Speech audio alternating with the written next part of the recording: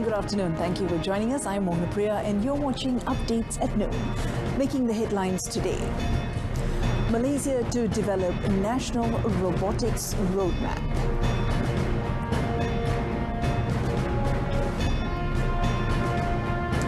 Law to ban smoking to be introduced.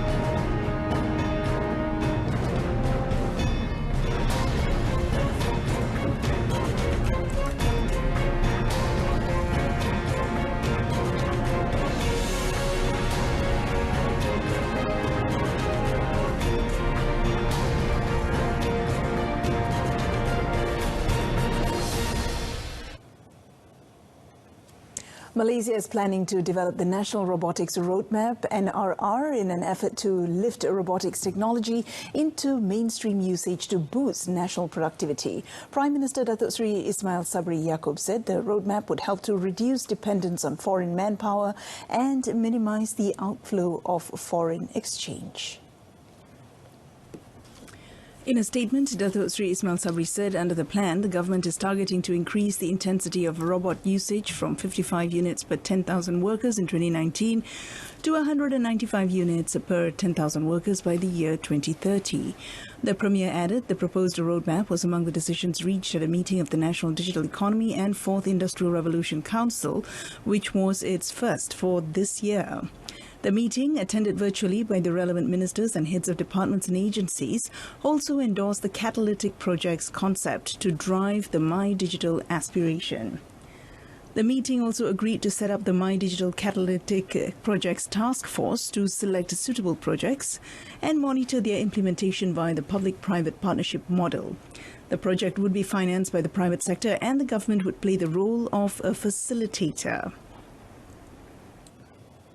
A new law will be introduced to ban smoking and possession of tobacco products, including vape, for the generation born after 2005 as a generational endgame for smoking in the country. Health Minister Khairi Jamaluddin said the introduction of the law would be able to reduce the future generation's exposure to cigarettes and tobacco products. Khairi said if Parliament passed the Act, those born in the year of 2005 and onward will never be able to buy cigarettes in Malaysia ever again. He added tobacco use is the leading cause of cancer and contributes to 22% of deaths due to cancer. Cancer cases had increased by 11% to 115,238 for the period of 2012 to 2016 from 103,507 cases recorded from 2007 to 2011. It is estimated that 1 in 10 men and 1 in 9 women are at risk of getting cancer. This year alone, he said the government had allocated 137 million ringgit for radiotherapy and oncology services, and the amount did not include other costs such as imaging and laboratories for diagnosis confirmation, surgery and anesthesiology, rehabilitation and palliative care services. The Health Ministry is expected to submit its proposal on the standard operating procedures for the reopening of the country's borders to the Cabinet sometime soon. Senior International Trade and Industry Minister Datuk Seri Muhammad Azmin Ali said the matter was being studied carefully, with the MOH closely monitoring the country's COVID-19 situation. He said as COVID-19 cases, especially those involving the Omicron variant, were still high, the decision to reopen international borders must be a carefully studied move. Kita tidak mahu situasi di mana utilization ataupun penggunaan IC itu meningkat semula. Sekarang ini kemudahan dan juga penggunaan ICU itu rendah dan kita mahu kekalkan trend tersebut selama-lamanya dan tidak membebankan sistem kesihatan awam kita. He said this after attending a dialogue on empowering Skudai industry and small and medium enterprise players in Johor Bahru yesterday. The proposal of reopening country's border was made by the chairman of National Recovery Council, Tan Sri Muhyiddin Yassin, following the high vaccination rate in Malaysia. A woman was arrested last night after she stole an unattended car and went on a rampage along Jalan Genting Klang in a bid to escape. The 38-year-old suspect, who has 14 criminal and drug-related records, had driven the stolen car in an aggressive manner, smashing into several vehicles as she tried to flee. A video of the incident that was uploaded by a motorist has gone viral on social media. Wangsa Maju District Police Chief Superintendent Ashari Abu Sama said the incident unfolded at about 2:30 p.m. near the Setapak Vocational College. He said a married couple had stepped out of the vehicle with the engine running before the suspect entered the car and drove off. He added the husband, using a motorcycle belonging to a security guard nearby, rode to the nearest police station to lodge a report, but along the way found his car stalled and the suspect apprehended by members of the public. Ashari said the suspect is being investigated under Section 379A of the Penal Code for vehicle theft and Section 279 of the Penal Code for reckless driving. The Royal Malaysian Police PDRM have been working together with the Tenaga Nasional Berhad TNB throughout 2021 to tackle electricity theft activity involving Bitcoin mining. Now, the crime of illegal Bitcoin mining had showed a drastic increase last year, with 570 investigation papers opened, 528 people arrested, and 54 million ringgit worth of equipment and items seized. Bukit Aman Criminal Investigation Department Chief Dato Sri Abdul Jalil Hassan said Selangor, Kuala Lumpur, Perak and Penang registered the highest number of illegal Bitcoin mining cases, as the offenders would take advantage of the large number of industrial areas in these states. Kita bersama-sama dengan TNB pada 4 hari ini telah bersetuju untuk memperkasakan lagi tindakan-tindakan bawah kanon kesesaan yang selama ini kita lihat kalau kita buka bawah Seksyen 37 Braket 1 Akta Bekalan Elektrik, ini tidak menggentarkan mereka. Ini tidak menggentarkan mereka dan kita telah mengambil keputusan dan pendekatan yang lebih drastik. Kita akan ambil tindakan bawah 379 dan Seksyen 427 KK yang mana hukumannya adalah lebih berat.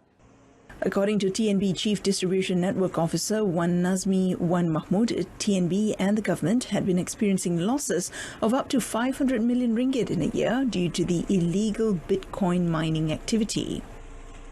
Tetapi dalam 3 tahun kebelakangan ini, threat dan ancaman daripada Bitcoin ini telah pun mendadak naik. Jadi kita perkasakan lagi tim ini supaya mereka diberi teknologi dan juga diberi laluan kerjasama dengan PDRM, kerana dia punya cabaran itu amat luar biasa. Dia bukan lagi ancaman-ancaman biasa oleh pengguna-pengguna kecil. TNB's Special Engagement Against Losses team, formed 10 years ago, had been strengthened in the last 3 years to combat electricity theft for illegal Bitcoin mining.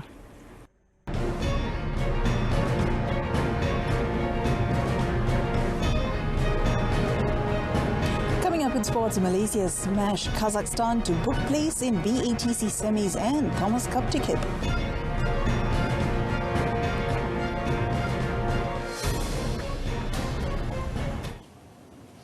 But first, Negeri Sembilan scored a goal in each half to edge Kuala Lumpur KL City FC 2-0 and lift the Federal Territories Ministers' Cup at the Kuala Lumpur Football Stadium in Cheras last night. Negeri Sembilan took home 30,000 ringgit as champions, while KL City received a contribution of 1.5 million ringgit from the Federal Territories Ministry, Federal Territories Foundation and Kuala Lumpur City Hall. Negeri Sembilan opened its accounts as early as in the 11th minute through Brazilian Matheus Alves Leandro before their other import, Frenchman Harold Golan, added the second in the 90th minute from the penalty spot. Also present to watch the game were Federal Territories Minister Datuk Sri Dr. Shahidan Kasim, Communications and Multimedia Minister Tan Sri Anwar Musa, who is also the KL City President, and Shah Alam MP Khalid Abdul Samad, who is also the Kuala Lumpur Football Association KLFA President. Earlier, fans of the City Boys joined the KL Legends in a procession around the stadium to celebrate their team's 2021 Malaysia Cup victory. KL City, who are coached by Boyan Hodak, emerged champions after defeating Johor Darul Ta'zim JDT 2-0 in the final of the 100th anniversary of the Malaysia Cup competition last year. Meanwhile, the ex-Selangor veterans team scored a slim 1-0 win over hosts KL Legends in the Klang Valley Champions Trophy match yesterday. Harimau Malaya's new head coach Kim Pangon has vowed to take the national squad to the next level and beyond the Southeast Asian region in the future. Pangon, who made his debut in Kerana yesterday, is looking to lay a strong foundation and help the national team reach the World Cup finals someday. Without specifying a definite timeline, the South Korean said he believed he could take Malaysia into the world's biggest football tournament, as Asia could be given up to 9 slots in the future. I am well aware that we have a goal go beyond level of Southeast Asia. It is this goal that my coaching team and I are here to achieve. I promise that my coaching team and I will try our best to take Malaysia national team to the next level. We will build a strong foundation first and move forward toward our goal by focus on the bigger picture that into the World Cup final stage.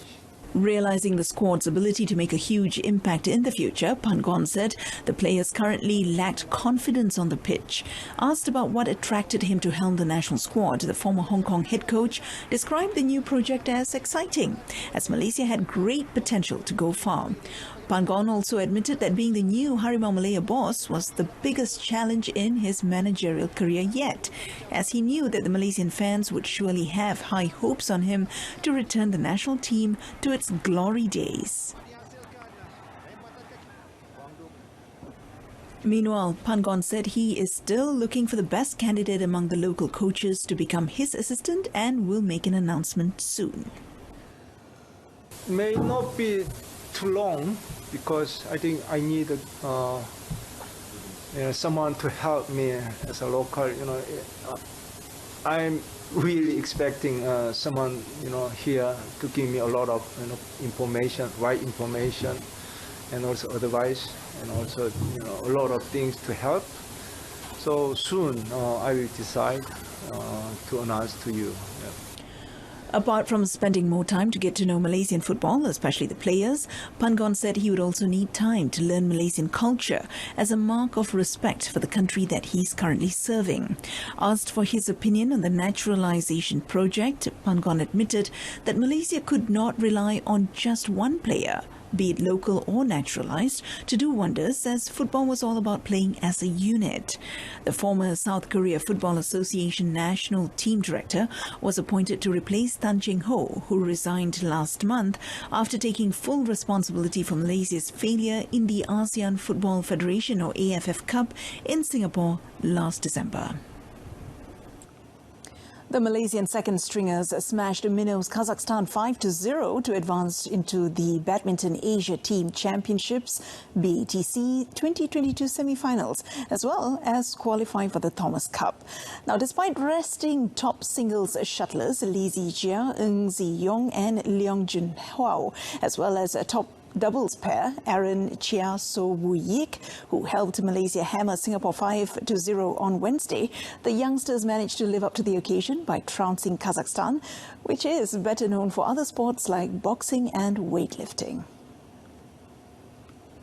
The 22-year-old Aidil Sholeh Ali Sadikin got the ball rolling at the Setia City Convention Centre in Shah Alam, defeating 29-year-old Arthur Niazov 21-11, 21-12. Another youngster, Lim Chong King, doubled the score by beating Kaimurat Kulmatov 21-11, 21-11, while the youngest member in the team, Jackie Kok Jing Hong 20, confirmed the winning point for Malaysia, thrashing Maksud Tajibulayev 21-8, 21-4. The remaining last two doubles matches were like a stroll in the park for Malaysia, as Manwei Chong T. Kai Wun won against Jangir Ibraev Ilya Ilchenko 21-5, 21-5 in just 17 minutes, while Go Si Fei Nur Izzuddin Mohammad Rumsani defeated Andrei Shalagin Tajibulayev 21-8, 21-4 in 15 minutes to conclude with a perfect 5-0 win. Malaysia and Japan will face off later today, while Singapore Singapore will take on Kazakhstan to decide the group winners and another spot for the semi-finals. And that concludes today's edition of Updates at Noon. In our top story today, generational endgame towards a tobacco-free generation. Tune in to News at 10 coming up at 10 p.m. on Saluran Berita RTM on My Freeviews channel 123, or you can also stream the news by surfing RTM Click. I'm Mohana Priya. Have a great weekend.